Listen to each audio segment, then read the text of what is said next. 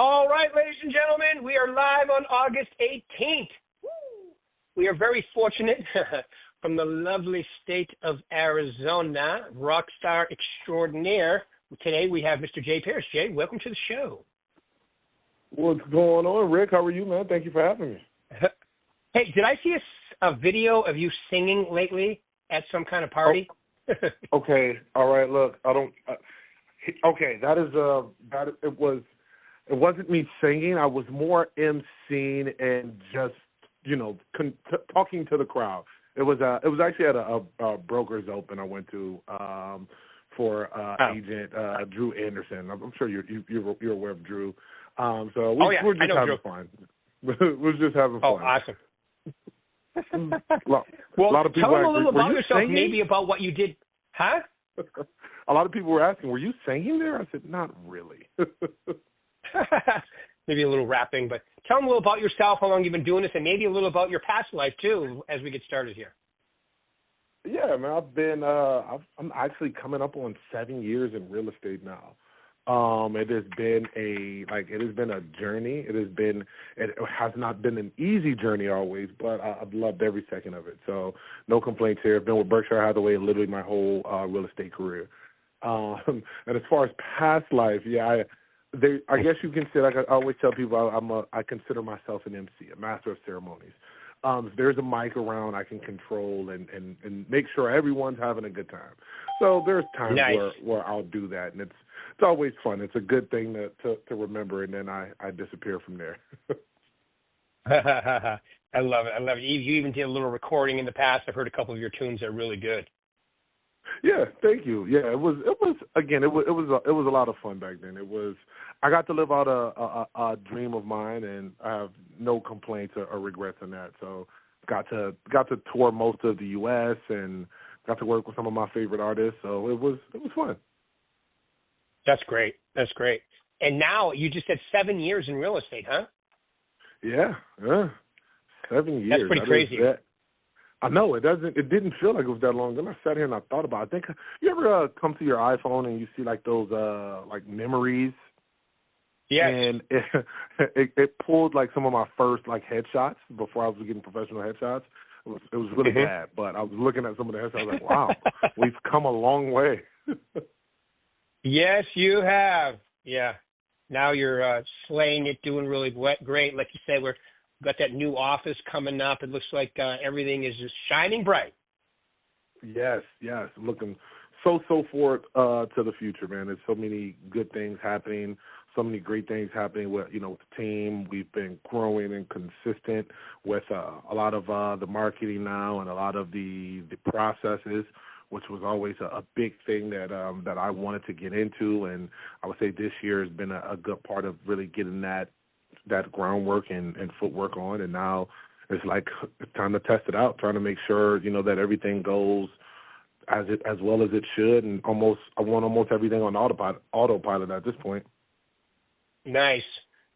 Well, before, let's get into let's just so they understand, because some people on here could be newer, and give an idea of your progression, like how did it start, because we all get frustrated. We always want it to happen faster. Tell them a little about your progression so they can understand. I mean, even though 7 years and doing well isn't a long time, but it does feel like a long time, but give them a little idea of the progression that you've gone through in these 7 years, please. It has been, so my first introduction in real estate, it was right before kind of, the market did everything that it did with COVID. And I still remember it was the scariest time for me because I was coming from, I was in a corporate banking side. I had a pretty, comfortable job there. And it got to a point to where, I had to make a choice, left or right. So I still remember the analogy I use whenever I think about, when it was time to kind of take that leap of faith and bet on yourself was the Rick, have you ever seen Batman? I think it was The Dark Knight Rises. My kids like that. Yeah, I know exactly what you're talking about. Yeah. In The Dark Knight Rises, right? Batman is he gets completely, beat down by Bane, and he is in this cave. And in this cave, there's only been one person that's ever escaped the cave, and it was this kid who was going through the worst, turmoil being in the cave, right? So this is Batman. Batman gets himself back together, gets himself back into shape, and every time they try to climb out of this cave, everyone uses a rope. So if you don't make it, you don't make the climb, you don't die, you at least have this rope as safety. Well, Batman keeps trying and he keeps failing. And then one of the old wise men that was down there told him, "Look, if you want to get out of here, if you want to do or achieve a great feat, you have to do it almost the exact same way that the kid did it. The way that the kid did it was it was either I make it or I don't. Like there's no safety net on it. There is it just he said, like humans, we have a different level of that second gear and that third gear when we face death or when we face any type of a massive type of resistance. Your natural survival skill will kick in and show you things that you didn't think you were capable of.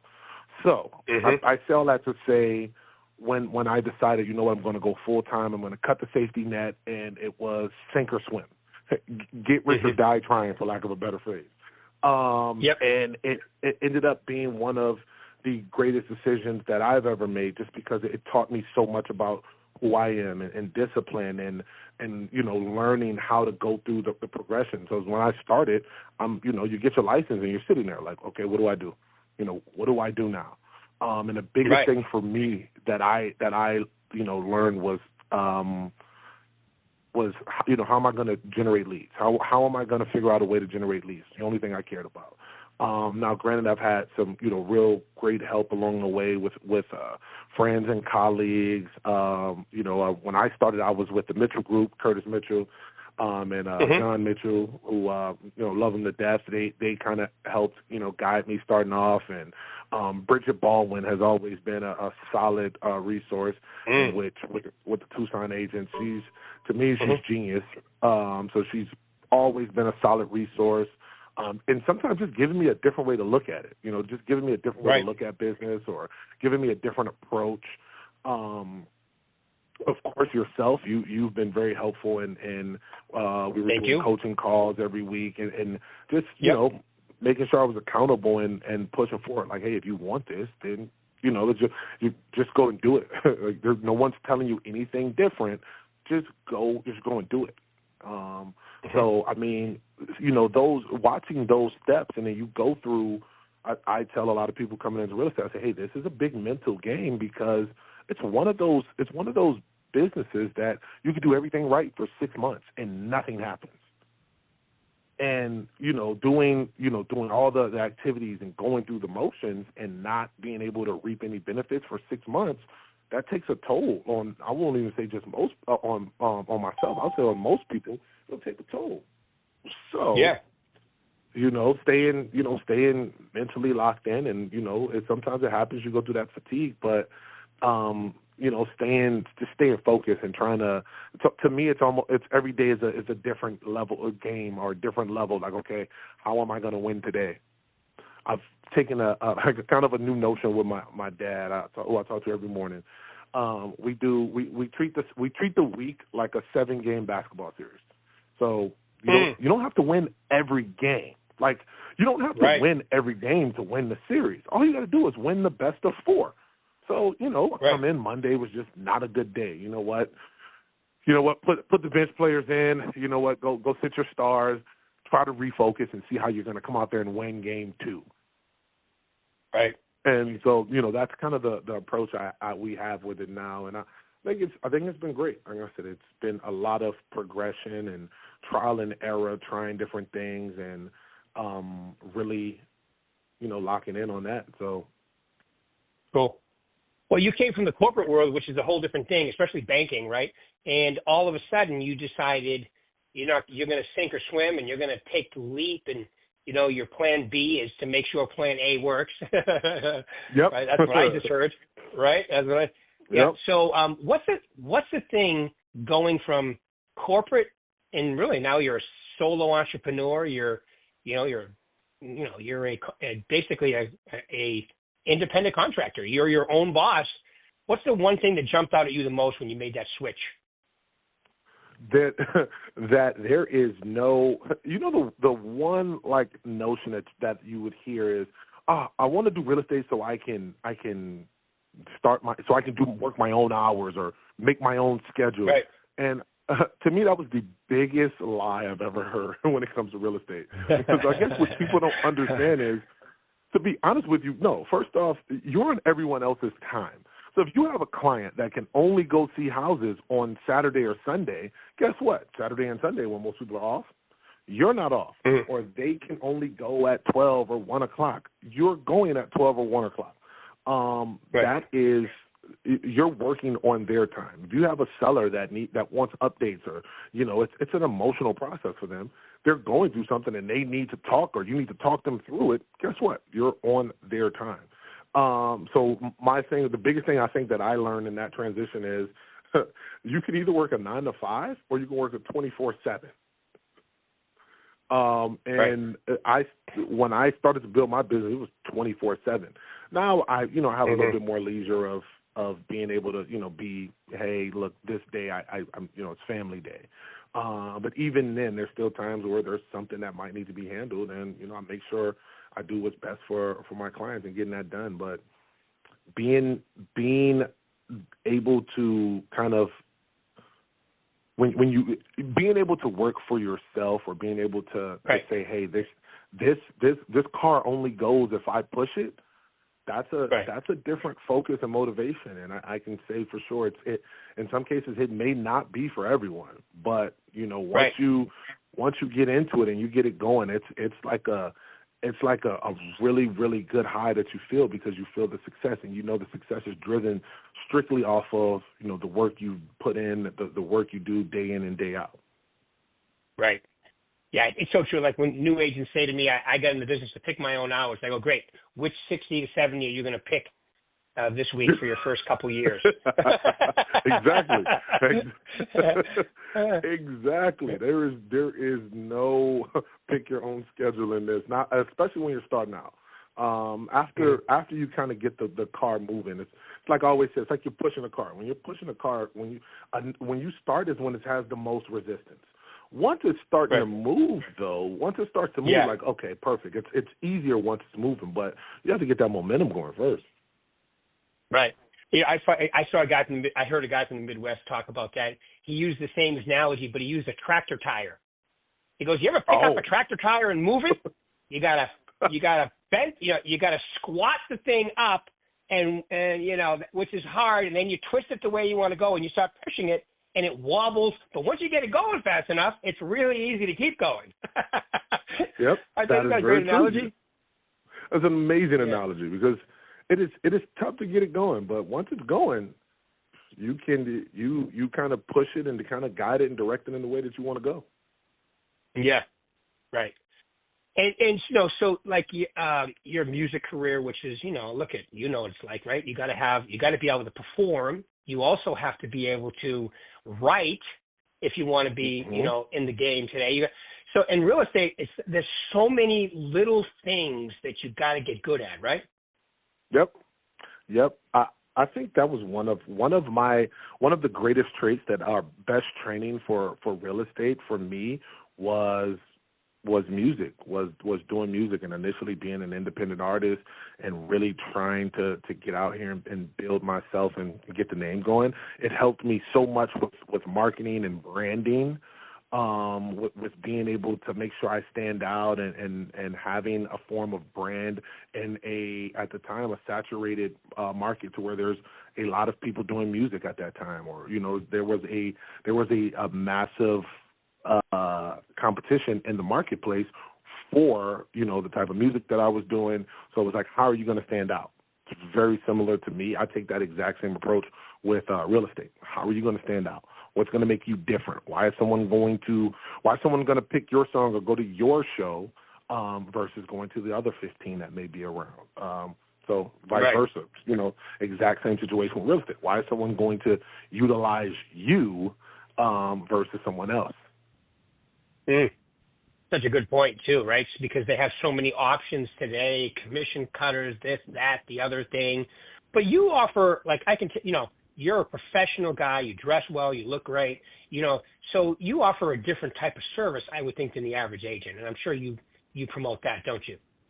Yes, that is the biggest thing we promote, that we lead with, myself and, my team is being, professional. The biggest thing I learned, literally, I was just speaking with a newer agent yesterday, and they were asking, like, what were you doing, like, when you started? I said, when I started, I was doing open houses on Saturday. I would do 2 on Saturday, 2 on Sunday. And while I'm in those open houses, I would, cold call. I figured out, okay, Red X was a way that I can go and get, leads. I would pay for it. Shameless plug for Red X. But I would go and get leads from there, and I would call them while I'm in the open house if nobody's there. And, after a while, I still say this to the day, I'm never selling anybody anything over the phone. I just want you to meet with me in person. I want you to meet with me in person. I want to show you how well I know this business, how well I know what I'm doing, and I want to show you the level of excellence that you are going to get when you work with, a Jae Pierce or, the advisory. I want to show you that we're going to give you that same level of service, no matter what your price point is, no matter, if from $200,000 to, $4, $5, $6 million. We're going to give that exact same level of excellence and expertise, and this is why, I'll go and say, hey, this is why we give people, this is what our prices are. This is where we build and show them the value in what it is that we do. I always say, bring them to the office. Let them come to the office. Let them come see. This is where we work. We have a brick and mortar location, and it's going to be even better with the new one. Right.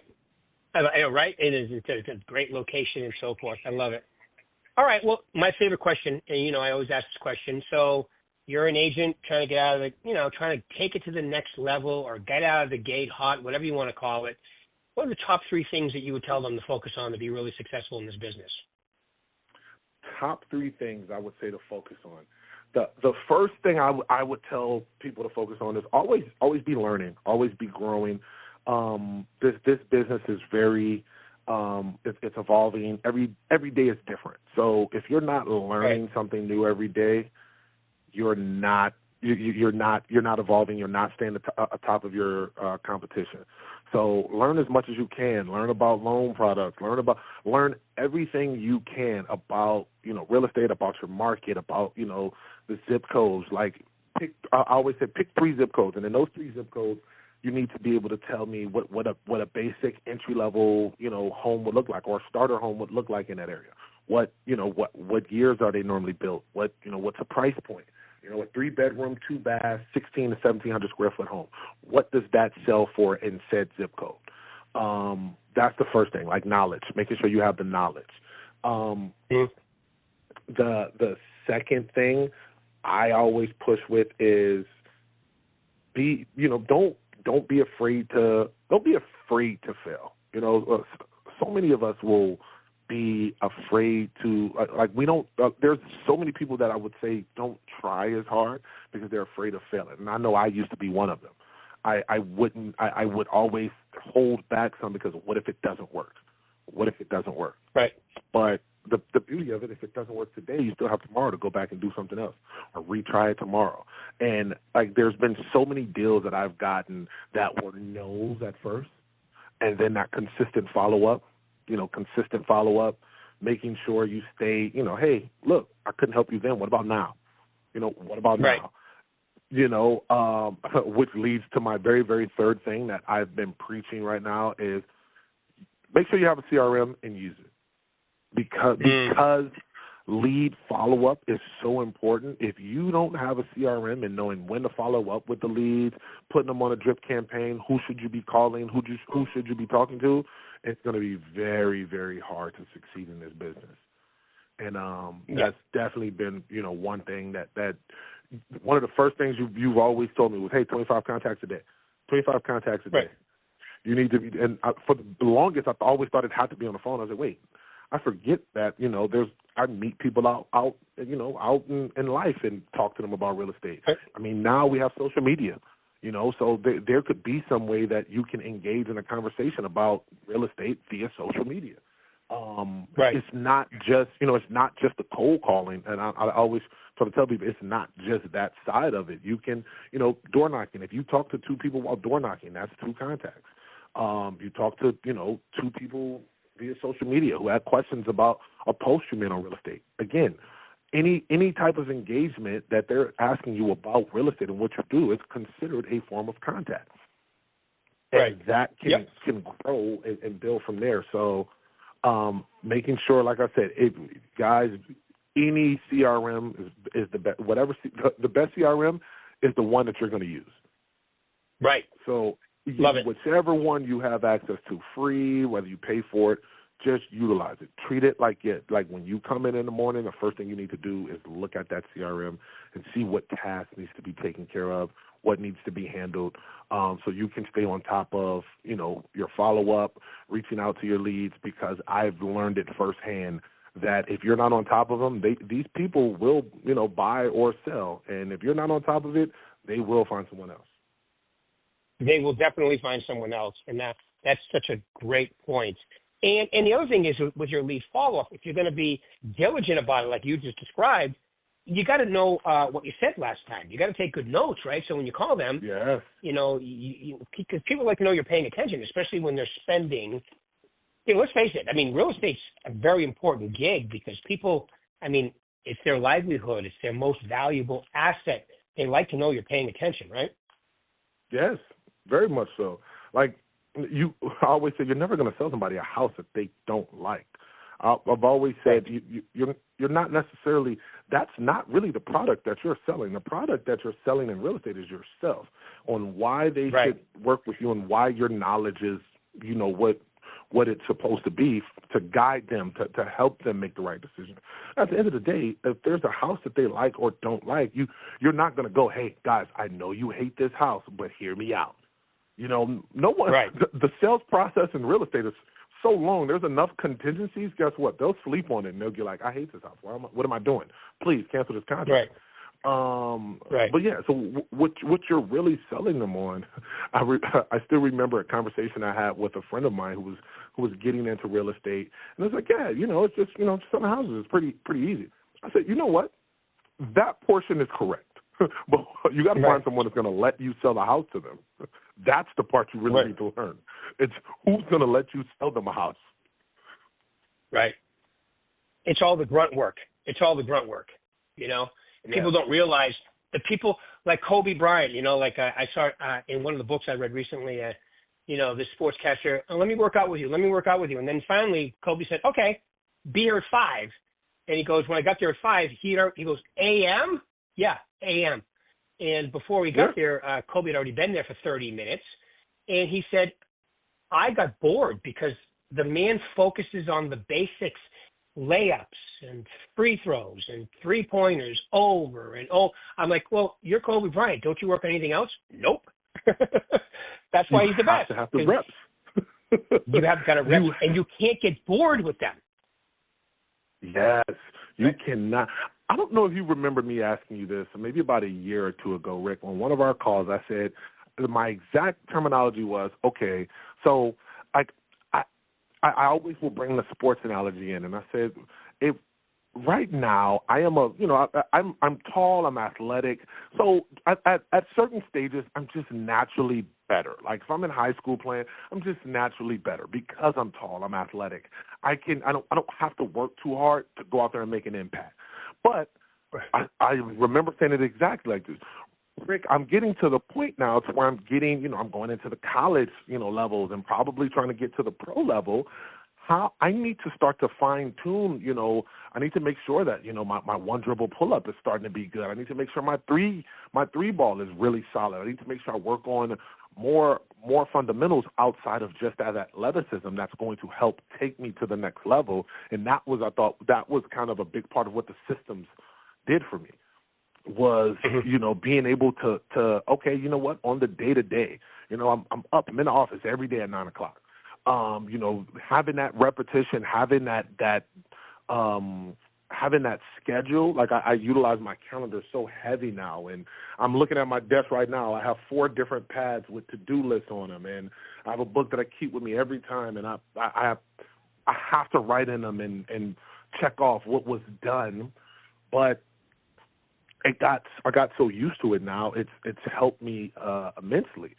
I have a board where I have everything written down so I don't forget, and I continuously make sure I do that on the daily. Okay, hey, check my CRM, do this, do this, do this. And it's like, it's repetition now. It's almost embedded in me to where if I'm not in the office, I feel like, I'm not I don't feel, if I don't start my day at the office first, I don't feel like I'm working. It's the weirdest thing ever now. Yeah.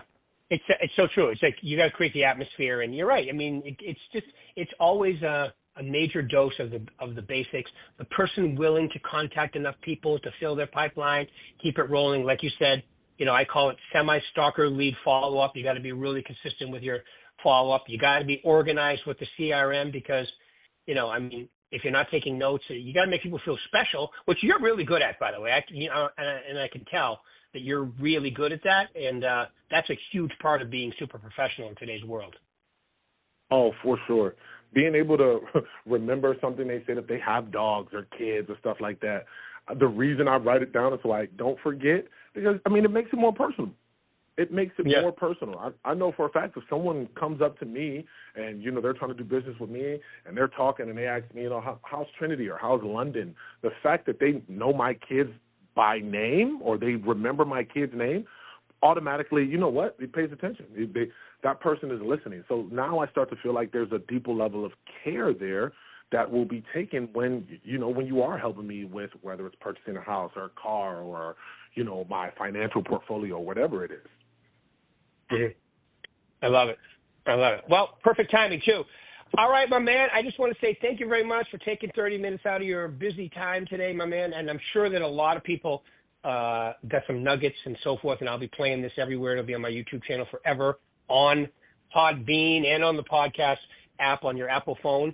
And, I just passed, what was it? Oh, God, I can't even remember.